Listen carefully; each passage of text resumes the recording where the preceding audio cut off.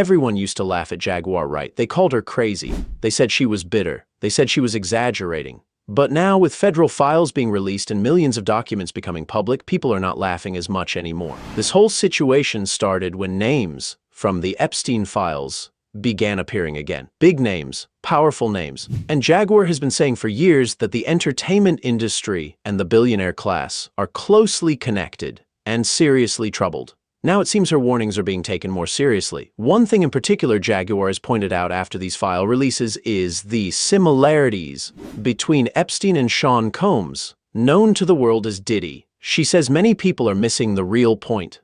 In time to talk about Epstein and to talk about Diddy and to not see them as the same situation. Like, there's so many intersections between Epstein and Diddy that we're not even paying attention to.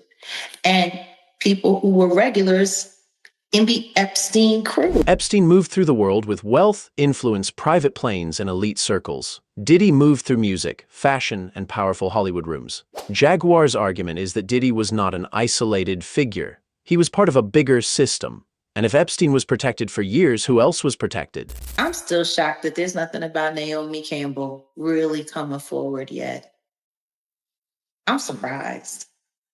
I'm like bitterly surprised. Her ties. Yeah, they said her name was on the list like the most as far as like flight records. Yeah. She was on a lot of flights. A lot of flights. You mentioned also Diddy's ex-girlfriend. Hey. Isn't that funny? That doesn't automatically prove anything, but it does raise questions. And Jaguar says the silence around some names is very telling. Why are some people on the front page while others barely get mentioned? You see, there's some people on the list that is no longer with us. David Stern, the NBA commissioner, he's no longer with us. Michael Jackson, his name was on this list. Odd. That was odd too. Chris Tucker showed up. Like a lot of people showed up. But the funny thing is it's who they're putting up, what they're pushing forward, what they're holding back on. The Shawn Carter references, the Jay-Z references are very interesting on so many levels. Because it's being mentioned from different foyers, like from different aspects. Sometimes a name appears because of contact details or social connections, but the network of links is huge, and that's what makes this story bigger than one person. Elon Musk was rumored to have ties mentioned in wider discussions about the files. Bill Gates has already admitted that he met Epstein in the past. Bill Gates, there's a draft email in the documents that Epstein was apparently writing to himself back in July of 2013, and in it he addressed Bill Gates, accusing him of recently disregarding their friendship or whatever twisted relationship they had.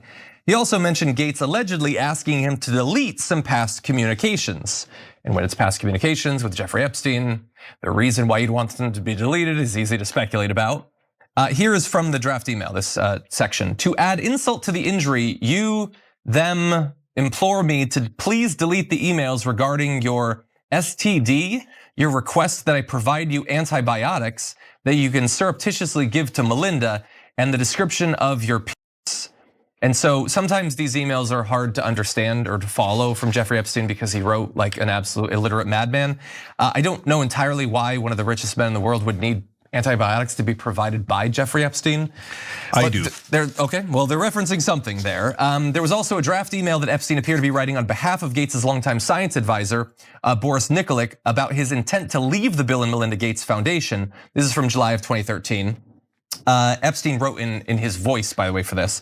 During the past few weeks, I have been caught up in a severe marital dispute between Melinda and Bill. In my role as his right hand, I have been asked on multiple occasions and in hindsight, wrongly acquiesced into participating in things that have ranged from the morally inappropriate to the ethically unsound, and have been repeatedly asked to do other things that get near and potentially over the line into the illegal. From helping Bill to get drugs in order to deal with consequences of with Russian girls, to facilitating his illicit trysts with married women, to being asked to provide Adderall for bridge tournaments, I feel I owe it to my friends and future colleagues to admit a moral failure, to ask forgiveness, and to move on with my life. This was not an accident. This was not like, oh, golly gee, here's the wild guy. Oh, Jeffrey Epstein. Oh, yeah, he's the pedo that all the powerful people randomly know about and like and constantly go to. And he writes blackmail emails to them. And he brags about how he's constantly helping the Israelis with their spies and their ex-presidents. And we can't put 2 and 2 together? No, I put it together, it's 4. So mainstream media can tell you it's 5 or 0, but they're giant liars. Epstein was clearly part of Israel's operations here, and they're clearly were trying to blackmail the most powerful people in the country. These aren't small-time figures. These are billionaires, global influencers, men whose decisions shape economies, and that's the point. When you're dealing with that level of power, Jaguar argues, normal rules no longer apply. Then there's perhaps the biggest mystery of all, Epstein's death. Officially, he died by suicide in jail. But the missing surveillance footage, the broken cameras, the guards who allegedly fell asleep, the story never felt right. In fact, one inmate who was in the same prison said there was no way Epstein should have been able to take his own life. Okay, I'm joined now by someone, and this is interesting, with intimate knowledge of the very jail cell Epstein died in. Michael Francis, he was a capo for the Colombo crime family in the 1980s. He served time in the exact cell where Epstein was later held. Michael, welcome back to the program. Tell us about that cell, and what do you make of these revelations that there is a minute missing from the surveillance video, Michael?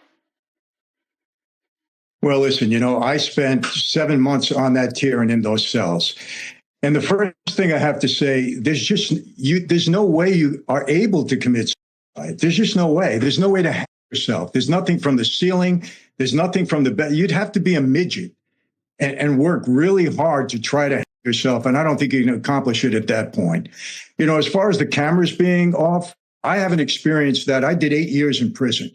And I haven't experienced cameras being broken in the perfect storm of correctional officers not walking those cells. They walk in and they look in on you all the time. As a matter of fact, sometimes it's embarrassing to go to the toilet because they're walking past you and looking in the cell constantly. So I've said this from day one. I do not believe it was suicide. I can't talk about what happened to him, but I don't believe it was a suicide, because you just couldn't physically do it. It would be almost impossible to do it. So that's number one. It must be interesting, Michael, when you look at the video, though, it must be interesting because you know the area. I mean, we all look at this and it just looks like a prison, but this must look very familiar to you. Absolutely. Very familiar. And the fact that a minute is missing, look, everything around this guy, I just did a very deep dive into him, which I'll be releasing on my platform in the next several days. Look, there's no way that this person operated alone. Look, they have the videos. Alan Dershowitz recently said that he saw the client list, but because there's people that he can't, because he's an attorney, he can't, reveal what he saw. But he said he saw the client list. He's demanding that it be released. To think that there's no flight logs, that there's no client list, that the thousands of recordings that they had, because I found out for sure that he had cameras on every bedroom, recording everything, and all of a sudden all of it is gone. I mean, none of this Was it suicide? Was it something else? Is the full truth even public? No one seems to have clear answers, and that uncertainty is what drives the bigger suspicion. If Epstein was silenced to stop more information from coming out, what does that mean for others connected to him?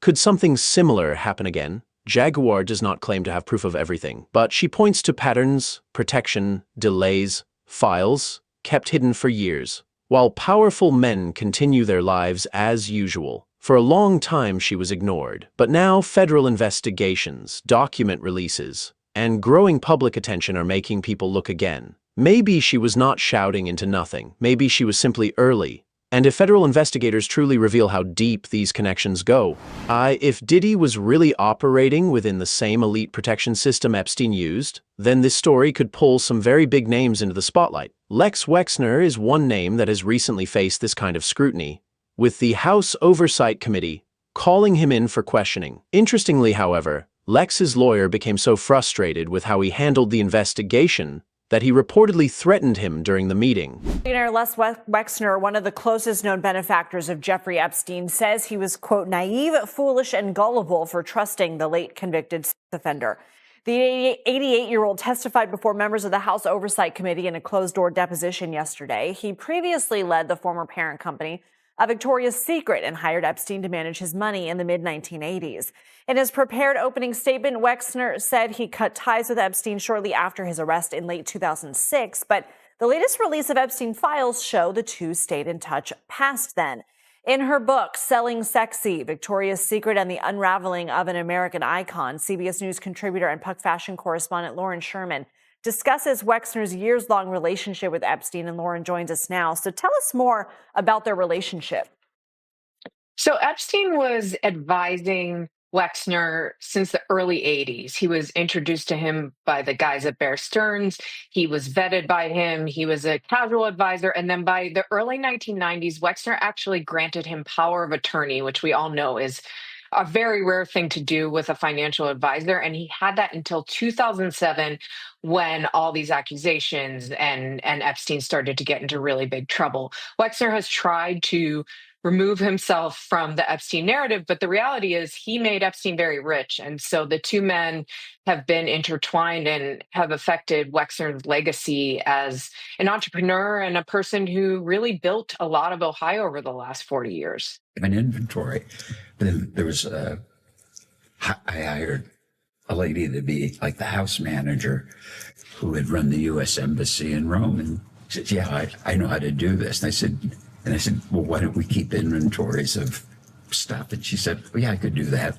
So she did that as kind of a puny example, but I wouldn't have had the idea.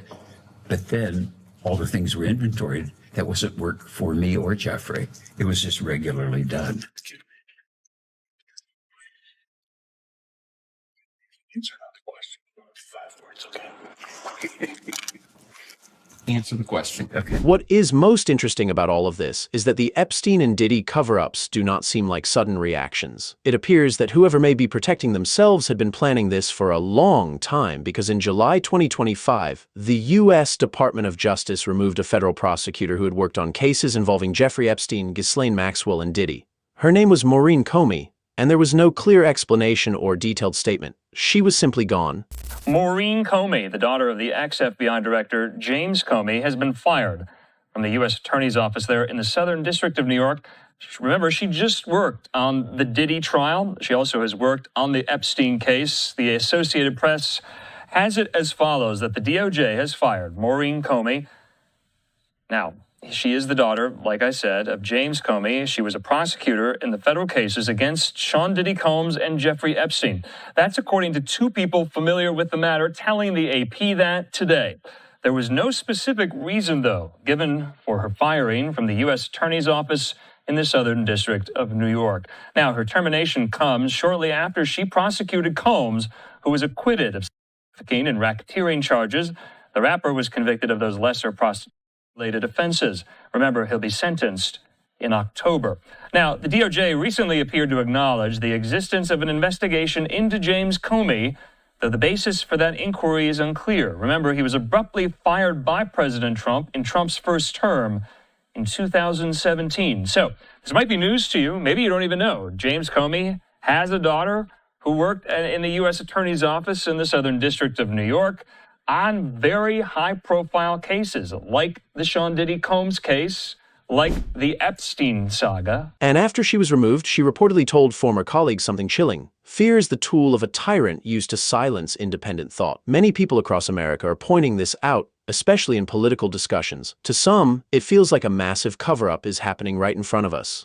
Newly released documents tonight say President Trump personally warned officials about Jeffrey Epstein decades ago. An FBI interview summary describing how President Trump called the then Palm Beach police chief to tell him, "Thank goodness you're stopping Jeffrey Epstein. Everyone has known he's been doing this." Adding people in New York knew Epstein was disgusting. He kicked Jeffrey Epstein out of his Mar-a-Lago club because Jeffrey Epstein was a creep, and that remains true. And this call, if it did happen, corroborates exactly what President Trump has said from the beginning. But President Trump said this in 2019. Regarding Jeffrey Epstein, you have many sisters that we will go after. No, I had no idea. I had no idea. The former Palm Beach police chief, Michael Ryder, not commenting to NBC News, but telling the Miami Herald the interview with Donald Trump happened in the summer of 2006. According to the document, the president told Ryder he was around Epstein once when teenagers were present, and Mr. Trump said he got the hell out of there, and added about Epstein's convicted co-conspirator Ghislaine Maxwell, she is evil, and to focus on her. A prosecutor linked to Epstein, Maxwell, and Diddy gets removed. No public explanation. And this happens while political pressure around the Epstein files is reaching a boiling point. That made the situation even more concerning because at the same time, media outlets like TMZ were reporting something shocking. Sources inside the White House were allegedly discussing the possibility of a presidential pardon for Diddy, almost as if they wanted him to walk free. Think about that. Diddy had been convicted on 2 federal counts under the Mann Act, transporting individuals across state lines for illegal purposes. That alone was already major news, but insiders were saying that talks were happening at high levels about possibly clearing those charges. Then Trump commented publicly. He said he once got along with Diddy and thought he was a nice guy, but he also added that Diddy had been hostile toward him during the campaign, which made a pardon harder to consider. Dr. Umar has an interesting theory about how this possible pardon might unfold. With regard to Donald Trump's refusal to pardon Shawn Puffy Combs or to commute the sentence of Shawn Puffy Combs, because he don't have to pardon him, Art. He could just commute the sentence and say he served enough time, let him go home. You know, he's not doing that either. And I'm gonna tell you why. It's not necessarily due to the fact that he got an issue with Diddy. And we know Donald Trump is a racist. He's a bigot. He can't stand black people. We know that. He has a whole history of racism. His father was a racist. His grandfather, Frederick Trump, who immigrated to America from Germany, because Trump is a second generation American. Okay, if you don't count the first generation, the arriving generation. But his grandfather, who immigrated here, Frederick Trump, he couldn't stand black folks. He couldn't stand black folks. In fact, Donald Trump's father, I think, Art, either the father or the grandfather, but I think it's the father, Fred Trump. He was even allegedly, he has been accused of being sympathetic to the Ku Klux Klan. And we know for a fact that Donald Trump's father and possibly even grandfather, they were well known in New York for practicing residential discrimination against black people. And so was Donald Trump. So the grandfather, father, and Trump, all German. Donald Trump is a German, you know, by descent. They were all known to not like black people and discriminate against them in the leasing and purchasing of their real estate in New York. So you're talking about a white supremacist. Then there is Ghislaine Maxwell. Her brother recently spoke out in her defense, saying that his sister is being used as a scapegoat for the crimes of powerful people. Substantial claims that Ghislaine has put forward as to why she did not receive a fair trial. Now, the upshot of that petition will be one of 3. It's denied. That's a shutout. An evidentiary hearing is ordered. The release of the Epstein files, which everyone has jumped on, with some famous people having been cut down, as it were, whether it's Mandelson or Prince or whatever, the former Prince or whatever. But within the millions of pages that have been released are some exceptionally important documents from Ghislaine's perspective, which entirely support her contention that she did not receive a fair trial. This isn't just us or Ghislaine trying to get sympathy. Obviously, she's convinced of her own innocence. And the issues that have come to light, be they the matter of the lying juror or the deliberate hiding of exculpatory information and evidence by the government, by the prosecutors. It is my view that Epstein was guilty. It is also my view that my sister is not guilty.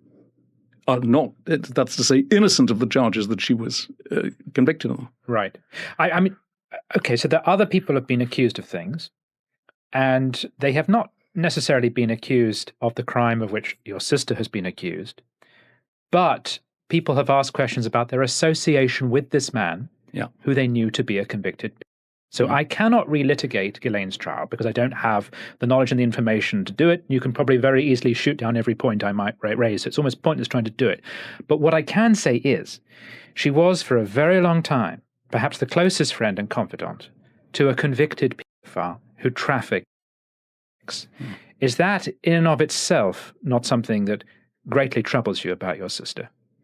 Look, she was in a relationship with a physical relationship, as far as we know, with Epstein from roughly 1992 to about 97, 8, something in the later 90s.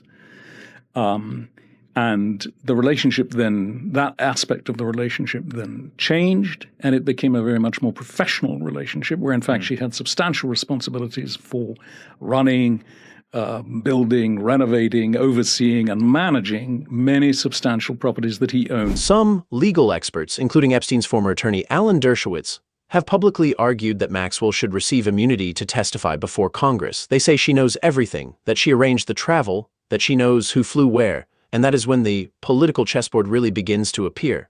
If Maxwell speaks openly, she could reveal powerful people. If she makes a deal, she could end up protecting powerful people. And if the deal looks like a trade, the public might never trust her testimony. That seems very likely. What makes this whole situation even more interesting is that Diddy has faced similar accusations. Some claims say his parties were actually a way to gather blackmail material on extremely powerful individuals. Because of this, many people asked why Donald Trump did not pardon Diddy when rumors suggested he might. Judge Joe Brown believes it was strategic. He pointed out something many people had not considered. Diddy's case, he said, has not completely moved through the legal system yet. If someone is pardoned too early, it could stop the chance of uncovering bigger information. If you pardon him, you may cut yourself off from finding out what else is going on. Like when Diddy first started coming under suspicion, I said, you know what? This sounds like somebody is upset because in 15 years of recordings with all of these freak parties going on, somebody is there that doesn't want that fact to come out or that allegation to come out, so somebody's being protected. So who's being protected, and what are we criminal law to prosecute somebody, persecute them so they can't say anything about somebody? That's why we have the Bill of Rights, so that doesn't happen. But it's completely flaunting the Bill of Rights, this so-called lawfare. So is that what's really behind this whole thing? So Diddy kind of put himself right in the midst of, there were some reprehensible characteristics of what he was doing. And it's not nice. The whole thing about being into what looked like pimping, I'll say that as an allegation, is not clean. So, law has this thing of if you want relief, make sure your hands are clean. So his hands aren't exactly clean of some of the things, even if the consequences are a little bit wrong in terms of what is trying to be accomplished. You don't go out and persecute somebody to protect somebody's reputation. And 15 years worth of recordings will have deterred a lot of people in the entertainment and communications industries who might have otherwise done some foul things to somebody, but they held back because they knew that somebody had damning evidence on them. So who else did you hear about at these large, several times a week freak parties? You see, you didn't hear too many names, did you? What do you really think is happening? Share your thoughts in the comments below.